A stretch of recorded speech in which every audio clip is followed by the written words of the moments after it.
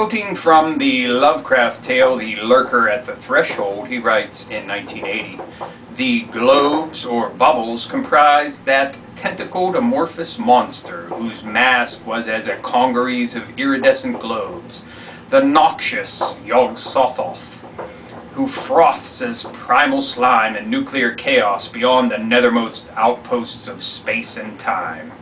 And previously in 1972, quoting the same story and linking it to a design in Crowley's own pentacle, "Not stars, but suns, great globes of light, and not these alone, but the breaking apart of the nearest globes and the protoplasmic flesh that flamed blackly outward to join together and form that eldritch, hideous horror from outer space."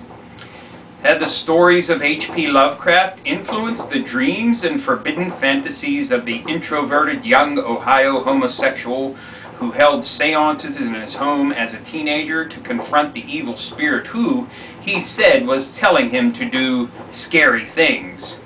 We shall probably never know.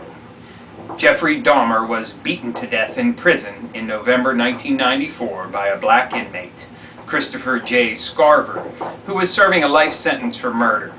Scarver said that voices in his head told him that he, Scarver, was the Son of God.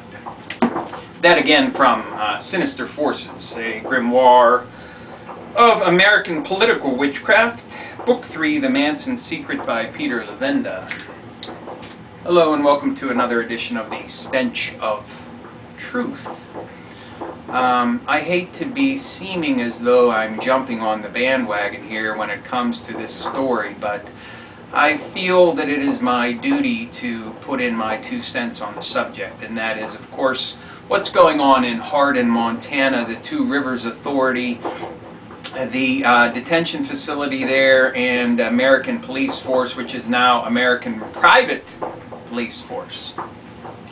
From the beginning, when I looked at this story, it just boggled my mind because it is exactly what you would expect from a screenplay or a movie. It comes with all of the elements that are present in a potboiler of some kind, a thriller, maybe Tom Clancy, or perhaps something along those lines. First you have the intrepid reporter who is bought out by the corporation and becomes their spokesperson. Very much something that you see done in movies, not in real life. And then you have the company itself, American Police Force, which now has changed its name to American Private Police Force, which supposedly has its headquarters in Washington, D.C. I'll put a link to their new website over there in the sidebar for you to see. But the blatant use of symbolism by this company is another example of something that you would expect, like maybe from the Umbrella Corporation in the Resident Evil movies. The logo of the company itself is supposedly Serbian monarchy. But at the very least, having secret society overtones and or Illuminati overtones as well. The Phoenix bird is seen as well on their website, which is another Illuminati or secret society symbol. The overt and threatening views of people in combat gear and holding guns and whatnot, the various activities that this company is supposed to fulfill, all fall into the lines of what you would expect from a ham-fisted author or a screenwriter who is coming up with a nefarious corporation to have as the bad guy. And because there is a general lack of coverage in overt mainstream news. It has hit, some newspapers and whatnot, but it's basically been mostly local, and I can't find any evidence of this reaching a national level in any major media. That doesn't necessarily mean anything because we know the MSM is pretty much controlled. But then again, it may be instructive of what's really going on. And that brings me to what I think is really going on here. And it's not a a subverted attempt, in my view, by a secretive organization to try to usurp a town's authority and take it over for some nefarious purposes, or go outside the realms of constitutional protection and put into power people who are serving of different masters, etc., etc. And now you have the recent revelations that the company spokesperson has a warrant out for his arrest in Wyoming, and that he has a checkered past, several convictions for various and sundry crimes. All of this is just too much like a movie for me to think of it as anything other than a movie being played out in real life. It's almost as though they're going to make a movie out of the virtual reality of real life in this case. And I think that this is in fact a psychological warfare operation in some fashion or another.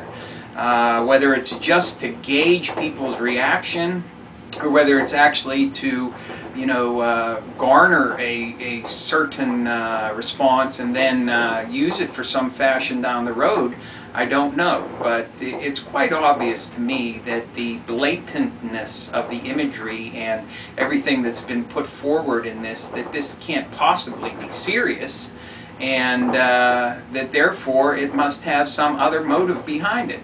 And it's my belief that that motive is that this is a psychological operation in some fashion or another, and that they're probing something, and the reactions that are garnered out of this are going to be used for some purpose down the road by somebody, whether that be elements in our own government or elsewhere, or private enterprise, whatever. The fact of the matter remains that that's what I believe is going on here, because it's simply too bizarre to represent anything real. And it's like a virtual reality movie, only it's happening in real life, filmed in real time, with real people in a real town, with all the props in place.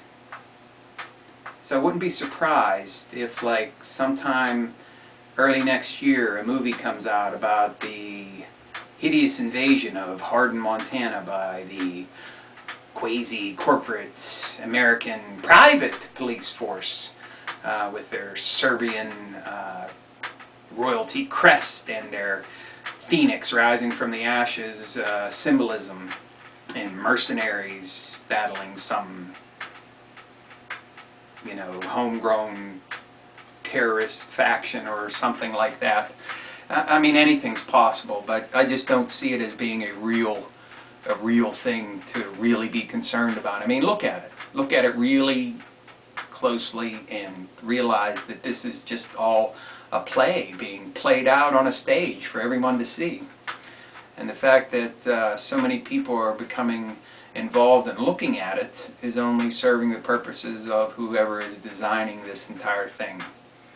I'm not saying not to investigate. Certainly you have to do that, but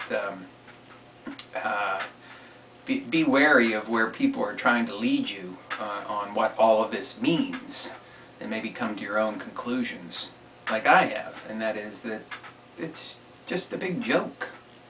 It's a big joke. My 2 cents. Thank you. Good night.